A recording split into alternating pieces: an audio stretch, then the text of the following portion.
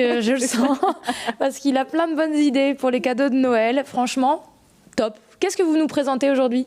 Alors aujourd'hui, je vais vous présenter un livre, d'abord deux auteurs des Hauts-de-France, à tout seigneur, tout honneur. Ludovic Miserolles, il est né à Malo-les-Bains, et comme il est fan d'histoire et de généalogie aussi, il est allé chercher dans son arbre généalogique et il s'est rendu compte que sa famille, Miserolles, est des Hauts-de-France depuis 300 ans. Qui peut en dire autant, c'est pas mal. Hein, et le gars, il est fan, vraiment fan d'histoire, passionné. Et là, il signe une trilogie sur le marquis de Sade, le divin marquis qui était absolument pas divin.